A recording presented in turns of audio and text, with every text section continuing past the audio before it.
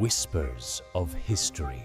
In the dry, sun-scorched hills of 1932 California, whispers of an enigmatic sect stirred unease among the townsfolk. They called themselves the Cult of Eternal Sleep, a group shrouded in secrecy, whose members moved through the shadows of small towns with an unnerving calm. No one spoke openly about them, yet the local baker, the school teacher, and even the sheriff could not ignore the strange lights flickering in the hills at night, or the procession of robed figures that passed silently along the dusty roads. Their rituals were rumored, stories half-formed, unsettling in their ambiguity. Some claimed the cult promised immortality. Others said they were nothing more than zealots intoxicated by delusion. At the heart of this story was the leader, a man known only as Elias Gray. In photographs, he appeared ordinary, well-dressed, calm, articulate, but his gaze unsettled anyone who met it. The tales painted him as a magnetic figure, capable of bending the will of those around him, drawing entire families into his enigmatic fold. Visitors to his compound described an eerie tranquility, punctuated by occasional whispers of chants, the clinking of ceremonial objects, and the faint scent of herbs burning in oil lamps. Gray spoke of eternal sleep not as death, but as transcendence, promising a release from mortal suffering. Those who followed him did so with a devotion that defied logic and reason. The first reports that reached outsiders were subtle.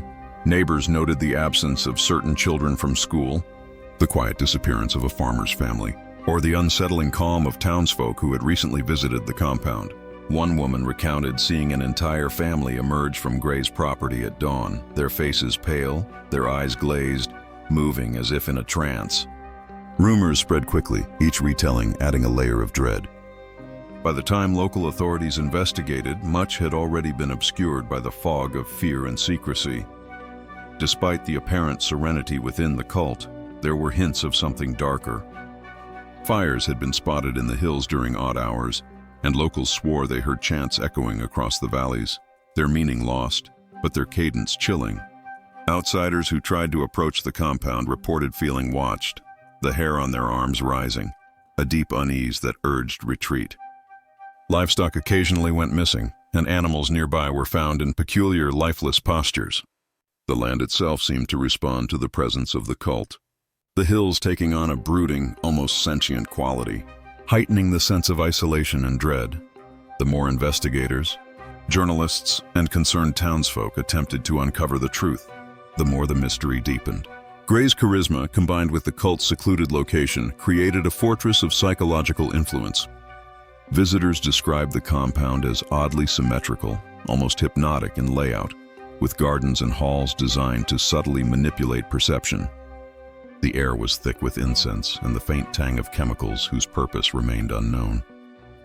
Those who stayed too long reported dreams that felt like memory, visions of distant places and forgotten faces, and a compulsion to return, even against reason. Within the town, suspicion and fear intertwined with fascination. Some residents whispered that those who joined the cult never truly left, that they became part of an ongoing ritual, their consciousness absorbed into the group's collective mind. Others, less credulous but equally unnerved, noted the rapid transformation of cult members. Families once vibrant and vocal returned pale, subdued, speaking in soft, measured tones, always mentioning eternal sleep with reverent awe. The effect was magnetic, creating a cycle in which the curious, the desperate, or the easily swayed inevitably gravitated toward the compound. By the summer of 1932, the cult had embedded itself into the psyche of the surrounding communities. Every rumor, every mysterious disappearance, every fleeting shadow in the hills amplified fear. Children were warned not to wander near the property. Adults avoided mentioning Gray's name aloud. Outsiders were drawn to the sensational stories, only to be met with a wall of silence and a sense that the hills themselves resisted intrusion. Those who returned spoke of a profound, almost physical weight of dread, an oppressive quiet that seemed to anticipate movement, thoughts, and intentions before they could manifest. The hook of the story lies not only in the cult's enigmatic leader or their secretive practices, but in the slow, creeping realization that normality itself was suspended within the compound. Time appeared different. Sound behaved strangely. The very landscape seemed attuned to the cult's presence. Guests, investigators, and curious onlookers all sensed an intangible power, a tension between life and the ritualized promise of eternal sleep. And as night fell over the California hills, the whispers began again, echoing across the valley, leaving those who listened with an inescapable sense of vulnerability, of being drawn into a world from which few ever returned unchanged. The story of Elias Gray and the cult of eternal sleep is a cautionary tale of charisma, isolation, and the human desire to transcend mortality. It is the story of individuals swept into rituals they barely understood, of communities haunted by the unexplained, and of the lingering, uneasy feeling that somewhere, in the hills, the cult still watches, patiently waiting, preparing the next chapter of its inscrutable narrative. California in the early 1930s was a land of contrasts, a place where burgeoning urban centers met vast, sparsely populated hills and deserts. The Great Depression had left much of the population struggling. Families were displaced, farms were abandoned, and a pervasive sense of uncertainty hung in the air. Small towns scattered across the hills were isolated not only by geography, but by the social upheaval of the era. Communication relied on newspapers, telegraphs, and word of mouth, making rumors and local legends particularly potent. Within this environment of scarcity and instability, it was easier for unusual practices, secretive groups, and enigmatic leaders to gain footholds. Rural California, with its rolling hills, abandoned mines, and wooded valleys, offered both sanctuary and isolation. Travelers often spoke of sudden, fog-filled mornings and quiet, almost unnatural evenings. The sparse population meant that communities were tightly knit, yet individuals could vanish without immediate notice. The psychological weight of isolation, compounded by economic hardship, made the population particularly susceptible to charisma and spiritual promises. Mysticism, unconventional belief systems, and cult-like movements found fertile ground, offering not only hope but also the allure of meaning in uncertain times. Within this landscape emerged Elias Gray, a man whose life was carefully obscured before the formation of the cult of eternal sleep. Records indicate he had spent time traveling along the West Coast, absorbing various philosophies and spiritual practices, though few details are certain. What is clear is that by 1932, Gray had established a compound in a remote part of the California hills, designed both for seclusion and for psychological impact. The architecture reflected a deliberate understanding of human perception. Corridors that subtly disoriented, rooms arranged to encourage reflection and introspection, and spaces that allowed natural light to shift dramatically over the course of a day. The social environment surrounding the compound was equally significant. Many nearby families were struggling with unemployment, illness, and the after-effects of economic instability. Religious institutions, while influential, were sometimes viewed as insufficient in addressing existential despair. Gray's promises of transcendence, of escape from suffering through eternal sleep, resonated with individuals seeking control over their uncertain lives. It is within this historical context that the cult's growth can be understood. The combination of environmental isolation, social stress, and the human desire for meaning created a perfect storm for psychological influence. Media coverage of the time was limited, yet sensational. Newspapers occasionally reported disappearances or strange occurrences near the hills, though articles were often brief, speculative, and interspersed with warnings about unverified cult activity. Investigators and journalists attempting to reach the compound faced both natural barriers and social resistance. Locals were wary of outsiders, protective of their own, and sometimes enchanted or intimidated by Gray's influence. These dynamics meant that much of the cult's activity remained undocumented, preserved only in anecdotal accounts, court records, and fragmented testimonies collected years later. The cultural backdrop is essential to understanding the story. California in the early 20th century was a patchwork of traditions, spiritual practices, and experimental beliefs. Eastern philosophies, mystical Christian sects, and indigenous traditions all intersected in various ways, creating an atmosphere in which syncretic movements could flourish. Gray's teachings drew on selective elements from multiple traditions, emphasizing the transcendence of the soul and the cessation of worldly suffering. This blend made his message both novel and compelling, especially in the absence of authoritative verification. Psychological and social factors also played a role. Isolation in a controlled environment combined with ritualized behavior can induce altered states of consciousness, heightened suggestibility, and group cohesion. Gray's compound exploited these mechanisms. Communal meals, synchronized movement, controlled lighting, and repetitive chanting all reinforced a shared sense of purpose and disorientation. Members described feelings of calm, relief, and detachment, emotions that masked underlying fear and dependency. The historical record, though incomplete, suggests that these techniques were systematic, deliberate, and remarkably effective for the period. Local authorities faced challenges in responding. Rural law enforcement was often understaffed and under-resourced. Compounds such as Gray's could be situated on private property, legally protected from casual intrusion, leaving only rumors and reports from anxious neighbors. Social norms further complicated intervention. Questioning a religious figure could be seen as an attack on personal belief, making both investigation and public awareness delicate matters. The combination of legal protections, cultural deference, and environmental isolation allowed the cult to operate largely unimpeded, amplifying its mystique. Economic and ecological factors intersected with the story as well. The compound was self-sufficient to a degree, relying on small gardens, livestock, and stored provisions. The surrounding hills were rugged, making approach and escape difficult. Seasonal changes created additional obstacles. Hot, dry summers intensified dehydration and disorientation for visitors, while winter rains turned dirt roads into treacherous, muddy tracks.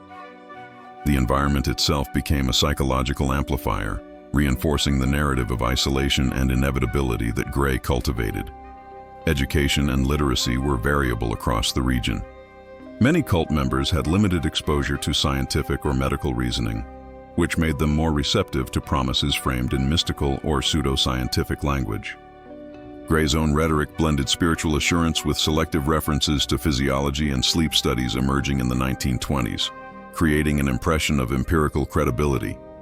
In this way, historical conditions, social, economic, geographic, and educational combined to facilitate the rise and persistence of the cult, embedding it within the broader tapestry of 1930s California. Finally, the legacy of the cult of eternal sleep cannot be separated from the societal fear it generated. Neighbors spoke of silent hills, children who asked strange questions about sleep and death, and adults who seemed to carry a lingering, unnatural serenity. These subtle changes, amplified by collective memory and storytelling, ensured that the historical context of the cult remained a lens through which the story of Elias Gray was interpreted. The hills, the compound, the towns, and the people together form a tableau in which culture, history, and psychology converge, setting the stage for the mysterious, chilling events that would follow. The historical backdrop is thus not simply a setting. It is an active component of the story. The economic hardship, social isolation, cultural diversity, and psychological susceptibility of the era created conditions in which a charismatic figure like Elias Gray could establish a following, manipulate perception, and leave a mark that would echo across generations. Understanding this context is essential for interpreting the narrative of the cult of eternal sleep, grounding the extraordinary events in the tangible realities of early 20th century California. The first incidents reported near the cult of eternal sleep were subtle, almost imperceptible, yet they created a creeping unease that spread through the nearby towns. Local farmers began noticing missing livestock. Cattle and goats were found lying in the hills, not killed by predators but strangely arranged, their eyes wide, bodies unnaturally still. At first, neighbors assumed it was wolves or scavengers, but repeated patterns defied natural explanation. Those who ventured close to the compound reported a heavy, almost tangible silence, broken only by faint, rhythmic chanting that seemed to emanate from within the hills themselves. By midsummer, disappearances escalated. A young school teacher, visiting her brother in the neighboring town, failed to return home. Her family searched for days, discovering only a trail of footprints leading toward the compound and then vanishing. Her journal, found later near a creek, contained meticulous observations of nightly rituals, descriptions of hooded figures, and sketches of the compound's interior. Rooms arranged symmetrically, candles in odd formations, and a central hall where Elias Gray delivered his sermons on eternal sleep. The entries revealed an obsessive fascination mixed with growing dread, a record of someone slowly realizing the gravity of what they were witnessing. One evening, A local merchant described approaching the hills to deliver supplies. As he neared the compound, he was stopped by a sudden chill, unusual for the dry summer night. The ground beneath him seemed to pulse subtly, and the trees swayed though no wind was present. Shadows moved in impossible directions, aligning with figures that appeared and disappeared as if part of an elaborate trick of perception. He reported hearing faint whispers, a mixture of pleas and commands, as though the compound itself were speaking. He fled, leaving the goods behind, and by morning, a section of the compound's outer garden had been rearranged in geometric patterns he did not recognize, as if marking territory or sending a signal. The cult's rituals intensified in both secrecy and audacity. Local children reported seeing family members of cult adherents kneeling in the woods at dawn, chanting in soft, monotonous tones. One boy recalled seeing his neighbor, a robust man, appear pale and withdrawn, his eyes fixed on the forest floor as if in trance. When questioned, the man simply whispered, "We sleep, and the sleep lasts forever." Neighbors initially dismissed these observations as imagination, until multiple testimonies converged, painting a coherent and alarming picture. Inside the compound, the incidents were far more disturbing.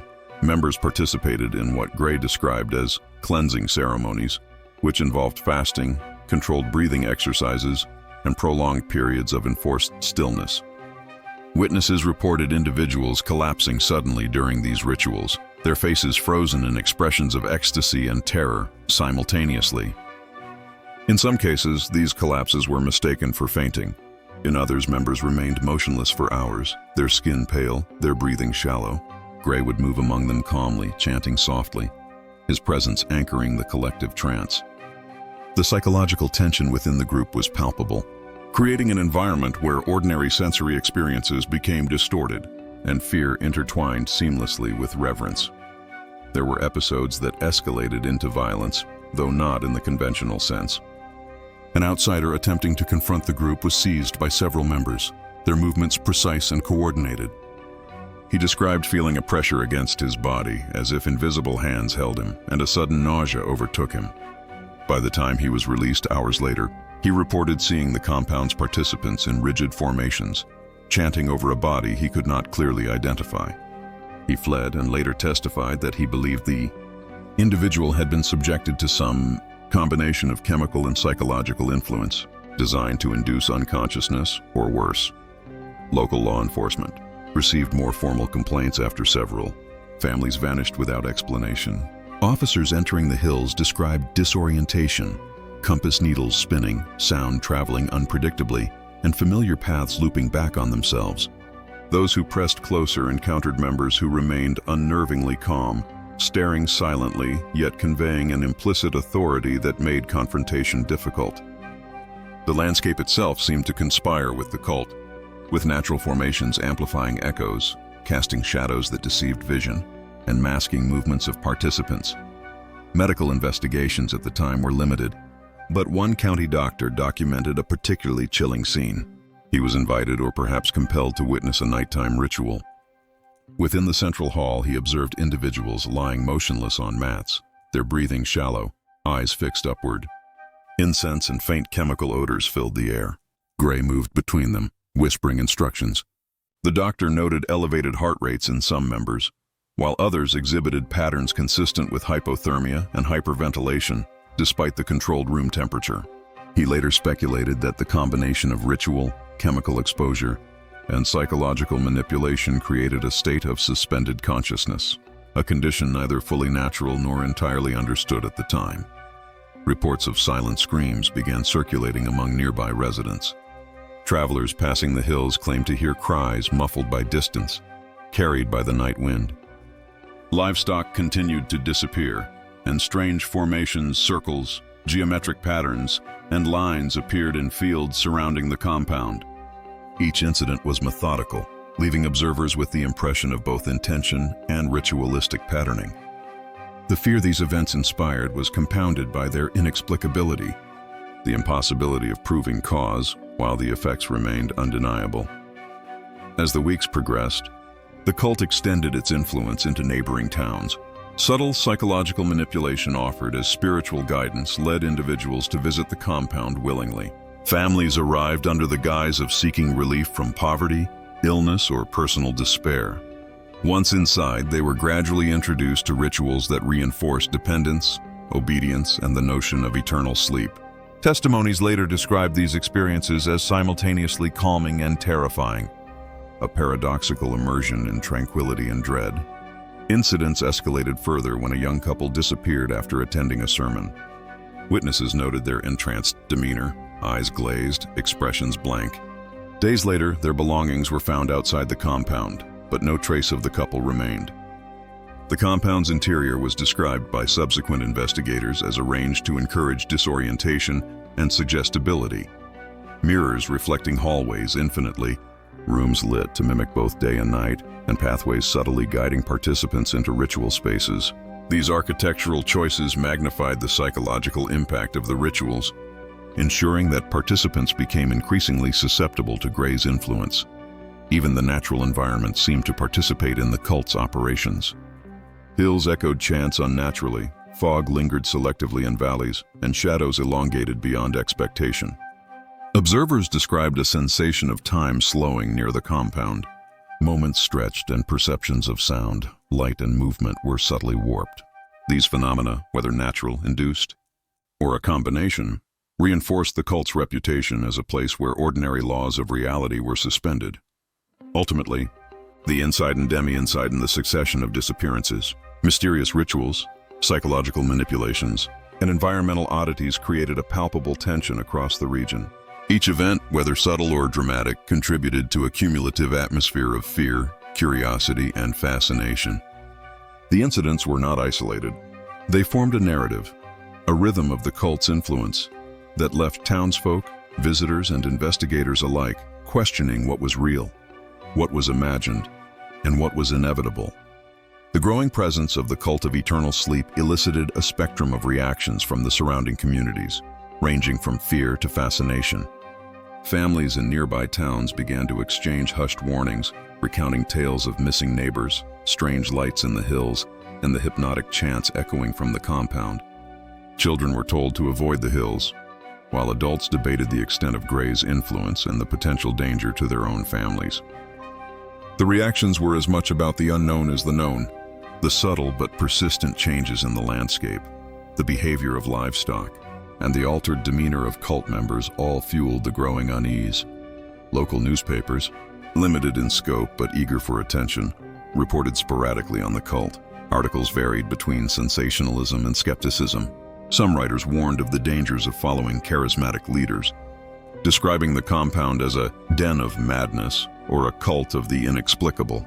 Others questioned the veracity of reports, attributing disappearances to the hardships of rural life or the isolation of the region. Editorial boards debated whether these accounts represented genuine phenomena or merely the amplification of rumor and fear, reflecting a tension between journalistic responsibility and the human fascination with the macabre. Families whose members had joined the cult experienced profound disorientation and grief.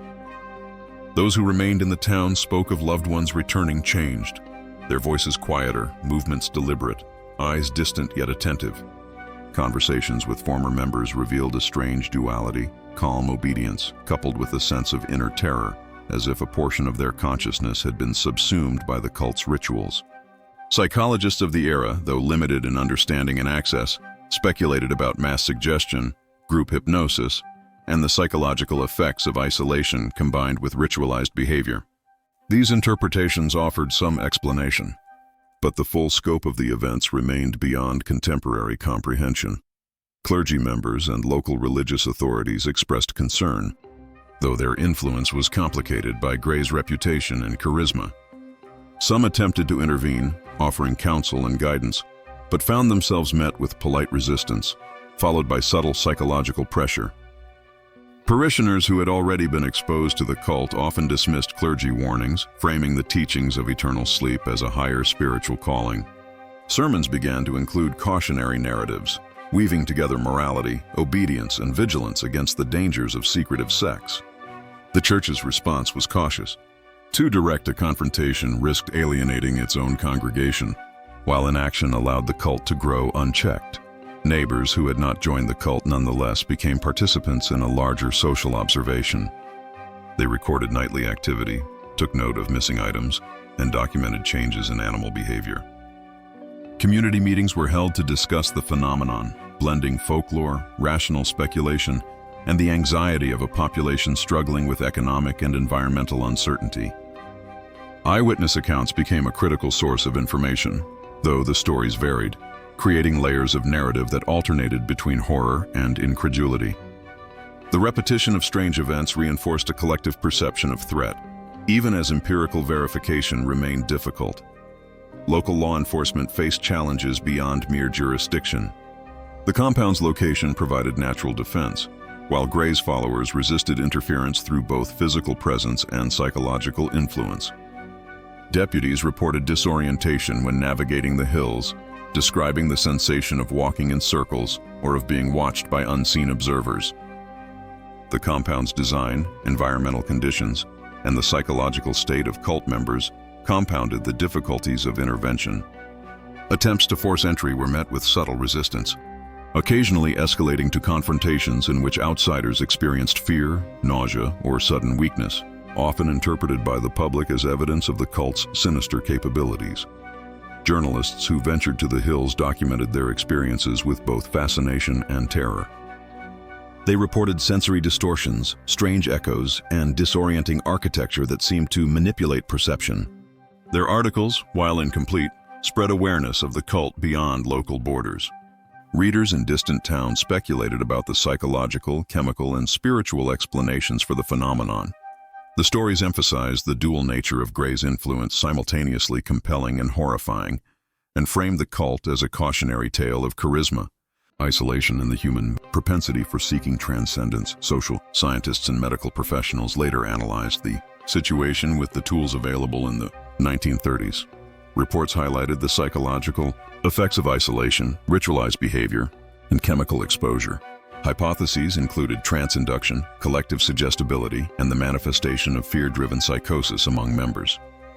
These explanations, while plausible, could not account for all reported phenomena, particularly the environmental anomalies and the recurring pattern of disappearances. The gap between scientific understanding and lived experience created fertile ground for speculation, reinforcing the mysterious aura surrounding the cult. Among townsfolk, fear coexisted with curiosity. Some individuals approached the compound under pretense, seeking to understand the rituals, observe Gray's teachings, or even confront him. Others avoided the hills entirely, creating a buffer of avoidance around the compound that enhanced its isolation. Rumors circulated of neighbors disappearing or returning altered, and the broader community began to treat the area as taboo, a place where normal rules of society and reality did not seem to apply. The combination of absence, altered behavior, and rumor reinforced a sense of inevitability, a psychological imprisonment of the collective imagination. The cult's impact extended beyond immediate fear. Families experienced long-term anxiety, community cohesion was strained, and local folklore began to absorb elements of the cult's practices and narratives. Stories of spectral figures, ghostly chants, and hypnotic influence became common in conversation, embedding the events within a cultural memory that persisted for decades. The psychological landscape of the townsfolk was reshaped, with trust and normalcy disrupted by repeated exposure to inexplicable events. Even those who never approached the compound felt the psychological residue of its presence. In sum, the reaction of society to the cult of eternal sleep illustrates the interplay of fear, fascination, and interpretation. Residents oscillated between disbelief and dread. Journalists struggled to document and explain. Clergy sought moral and spiritual frameworks, and law enforcement encountered both practical and psychological obstacles. The overlapping responses, informed by culture, history, and environment, created a complex tapestry in which the cult's influence extended beyond the compound itself, shaping perceptions, behavior, and collective memory. The narrative of the cult cannot be separated from these societal reactions. The events were co-created by both the actions of the cult and the responses of those who observed, feared, and interpreted them. By late autumn, the tension surrounding the cult of eternal sleep reached a terrifying crescendo.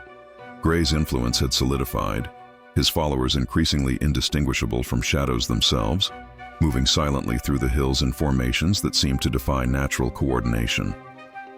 Reports of disappearances multiplied, each one more disturbing than the last, and local authorities were powerless to intervene. Ordinary townsfolk could not penetrate the compound's perimeter without experiencing dizziness, nausea, or disorientation, so severe that many fled mid-approach. Even those familiar with the terrain reported feeling a strange, pervasive force that seemed to bend reality, altering perception of distance, direction, and time. The climactic event began on a cold night, when the moon was obscured by low clouds, casting a dim gray over the hills. Observers from nearby towns reported seeing unusual gatherings, hooded figures clustering on the slopes, their movements deliberate, rhythmic, and synchronized. A low chant, barely audible at first, rose in volume until it became a resonance felt in the chest rather than heard with the ears. Windows rattled in distant homes, animals became agitated, and a palpable tension settled over the valley. Those who approached the compound could see the figures through gaps in the fog. But attempts to identify individuals proved impossible. The figures shifted, blurred, and dissolved into shadows when observed too closely.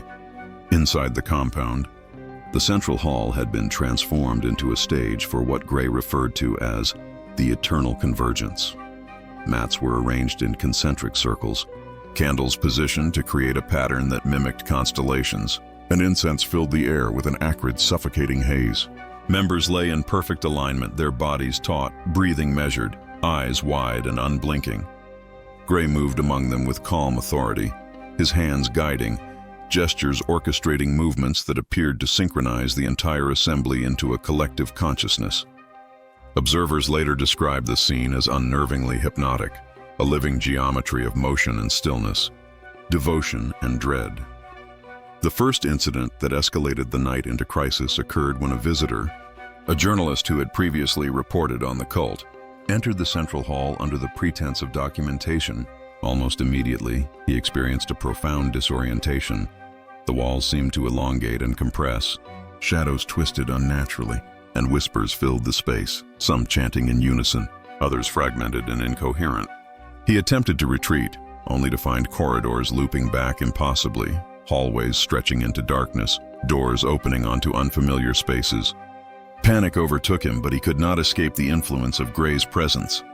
By morning, he was found wandering outside the compound, muttering incoherently, unable to articulate what he had witnessed. His notebooks, filled with sketches and notes, contained symbols that defied interpretation and described experiences that straddled perception and hallucination.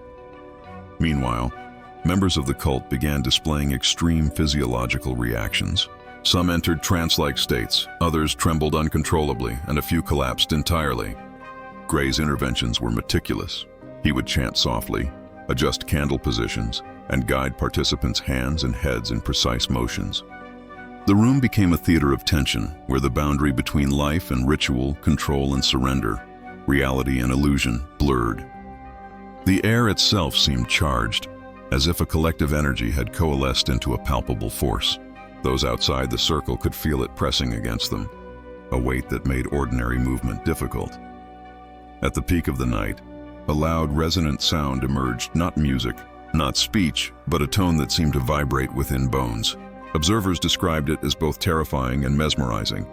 The participants within the ritual space responded instantly, their bodies aligning, breathing synchronizing, eyes fixed upward. Shadows elongated across the walls, merging and separating as if alive, creating the impression of 1,000 figures moving in perfect harmony. For those watching from beyond the compound, it was as though the natural order had been suspended, replaced by a ritualized geometry of sound, movement, and light. Outsiders attempting to intervene found themselves physically hindered. Vehicles stalled inexplicably, compasses spun without pattern, and paths twisted in ways that defied maps. Attempts to communicate with participants met with silence or responses in monotone chant. Even law enforcement, equipped with authority and weapons, experienced intense psychological strain. Their actions seemed slowed, their perceptions fractured. Some reported seeing apparitions, shadows that moved independently, or the faint glow of faces not attached to bodies.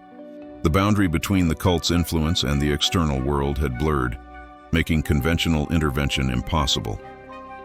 Inside the ritual, the climax reached its most harrowing stage. Participants experienced profound psychological effects. Some reported visions of loved ones, both comforting and terrifying. Others felt an overwhelming sense of merging with the environment, their consciousness expanding and contracting beyond normal limits. A few began to exhibit convulsions, but Gray's presence stabilized them, guiding their experience through vocal modulation and precise gestures. The ritual's duration seemed to stretch time itself. Moments became hours, hours became immeasurable.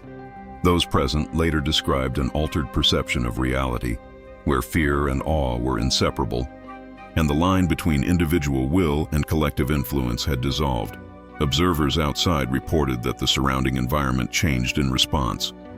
Fog thickened in unnatural patterns, shadows extended across hillsides, and distant animals exhibited fear behaviors inconsistent with normal instinct. The visual field seemed alive, responding to the rhythm of the ritual. Some townsfolk claimed to see the shapes of participants projected across the fog, an echo of movement that was both ethereal and grotesque. Even after the ritual concluded, the landscape retained a residue of tension, a subtle disquiet that persisted for days. As dawn approached, the climactic ritual ended with eerie calm.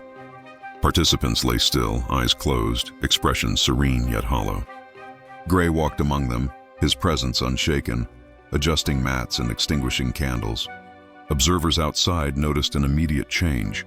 The oppressive fog lifted, sounds returned to normal, and the environment resumed its ordinary appearance. Yet those who had witnessed the events reported a lingering psychological impact. Fear, fascination, and an unsettling awareness that the cult had achieved a power beyond conventional understanding. In the days following, the towns surrounding the compound were gripped by discussion, speculation, and collective unease. Families recounted events with varying degrees of detail, each narrative contributing to the mythos of Gray and his followers. The compound remained isolated, its influence undeniable yet incomprehensible.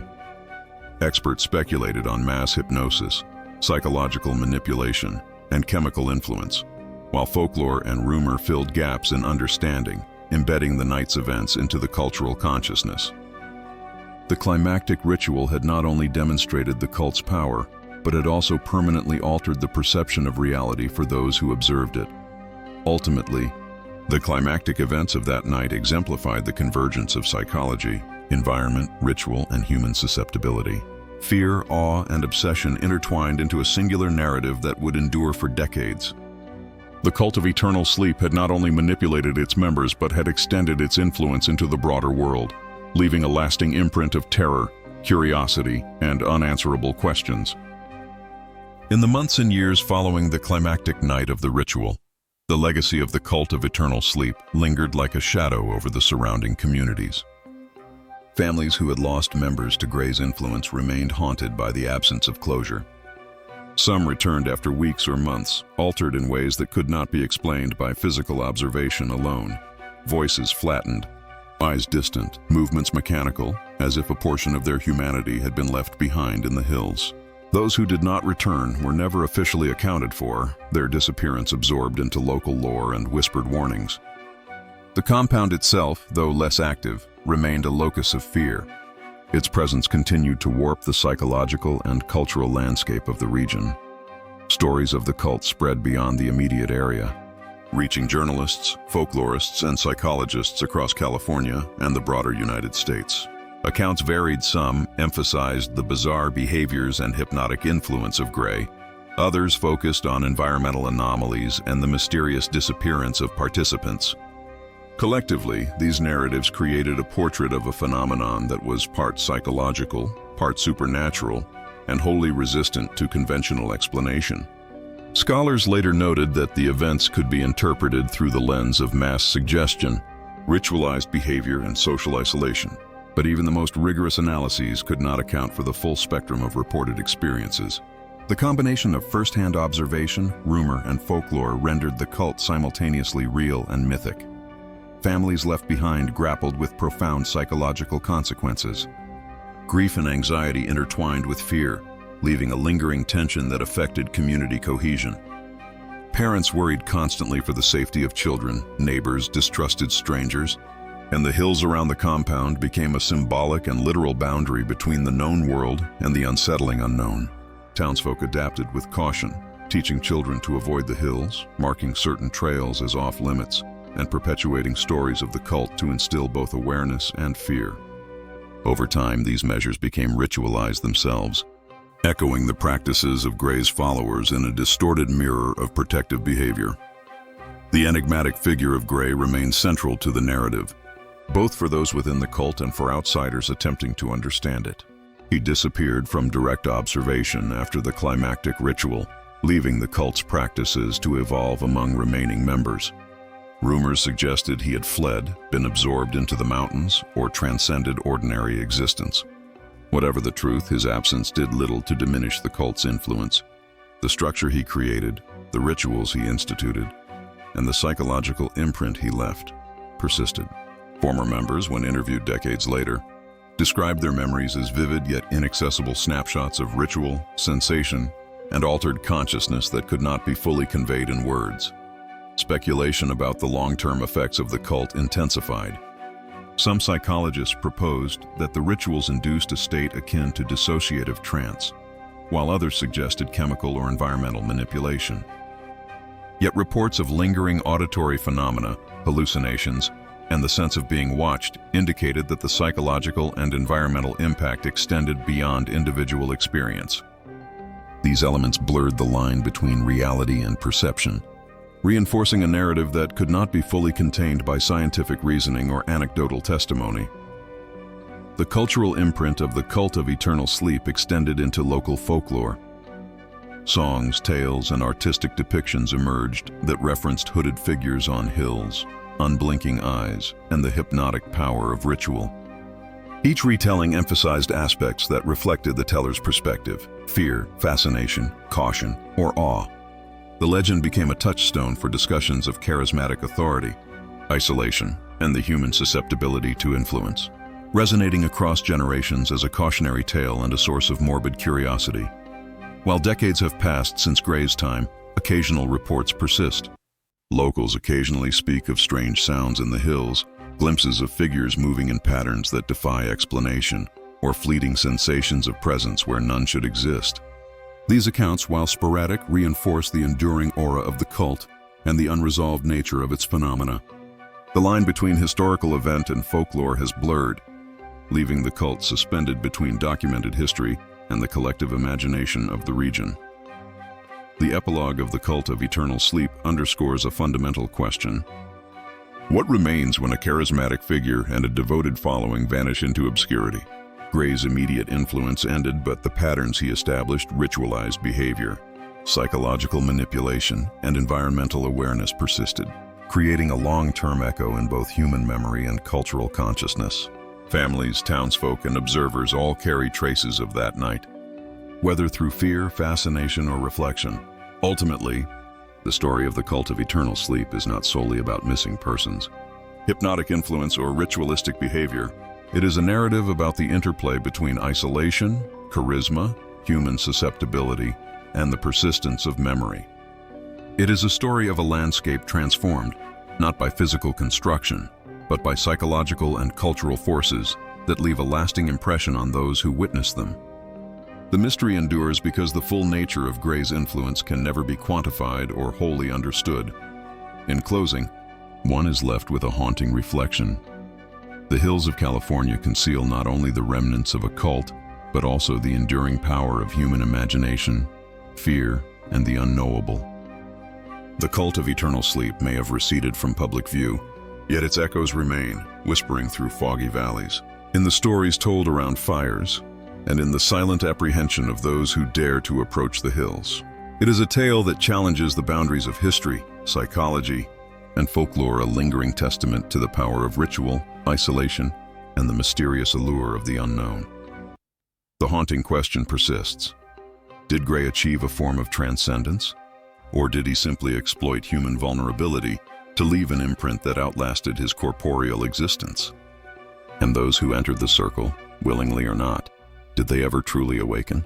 These questions, unanswered and perhaps unanswerable, ensure that the cult of eternal sleep remains a dark and compelling chapter in the shadowed history of the American West.